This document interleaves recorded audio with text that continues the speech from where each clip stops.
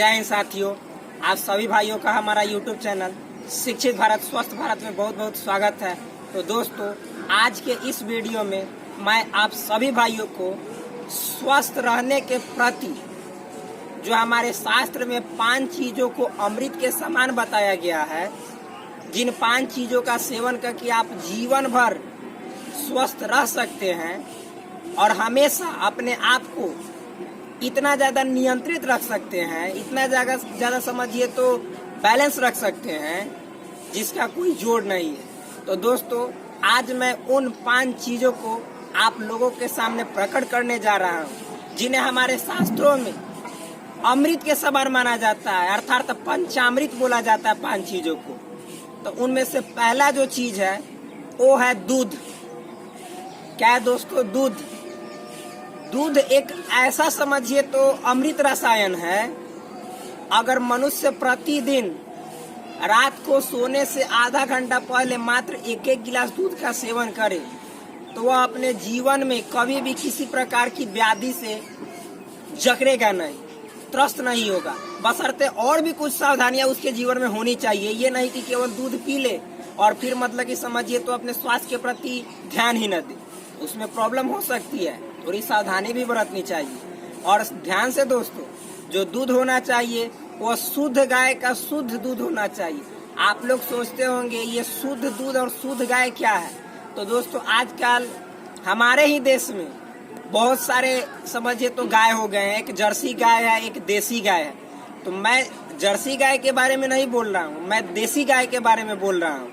हमेशा हम सभी भाइयों को देसी गाय का ही दूध सेवन करना चाहिए। कभी भी जर्सी गाय के दूध का सेवन नहीं करना चाहिए। उससे फायदा के बजाय हमारे शरीर को नुकसान ही हो जाता है। अगले वीडियो में कभी हम आप सभी को जर्सी गाय और देसी गाय के बारे में अंतर बता दूंगा और उसके दूध के बारे में भी अंतर बता दूंगा कि क्या उससे नुकसान है और क्या हम लोग हमारे जो देसी गाय है उससे फायदा है। दोस्तों, जो दूसरा है जो हमारे पंचामृत के श्रेणी में आता है वो है दही। तो वही बात है दोस्तों, इसमें भी शुद्ध गाय के शुद्ध दूध का दही। और इसमें जो मैंने चर्चा किया, मैं एक बात बोल रहा हूँ कि शुद्ध दूध। तो दोस्तों, आजकल फिर मतलब कि एक तो जर्सी गाय का दूध कभी शुद्ध नहीं होता है और दूसरा जो है देसी गाय में भी लोग समझिए तो बहुत सारा मिक्सिंग कर दे रहा है जिसको अशुद्ध बना दे रहा है। तो दूसरी बात जो हमने बोला कि जो दही है वो पंचामृत के श्रेणी में आता है, तो वो भी शुद्ध दूध होना चाहिए और उसका दही होना चाहिए। तीसरा जो दोस्तों है जो पंचामृत के श्रेणी में आता है वह है शहद। क्या है दोस्तों? शहद। और शहद भी होना चाहिए तो जो पेड़ पे जो मधुमक्खी छाता लगाती हैं वो वाला शहद होना चाहिए। आजकल मार्केट में बहुत सारे शहद ऐसे मिल रहे हैं जिसमें मिलावट हो रहा है, चीनी मिक्स किया जा रहा है।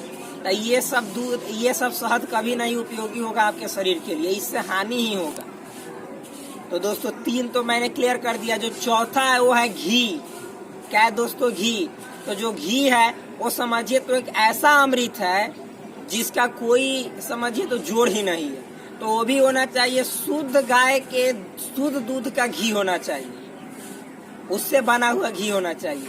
तो जो चौथा है वो है घी, जिसको पंचामृत के श्रेणी में रखा जाता है। और जो 5वां तथा अंतिम है दोस्तों वो है आपका शक्कर, गुड़।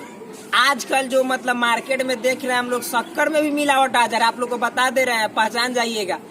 जिस शक्कर में समझिए तो जो व्हाइटनेस होता है, मतलब उजला जो रहता है भाग, देखिएगा आजकल हम लोग देखते हैं तो मार्केट में मीठा भी आता है, उसमें भी देखिएगा सफेदी ज्यादा रहता है। तो वो वाला समझिए तो जहर है हम लोग के लिए, धीमा जहर है।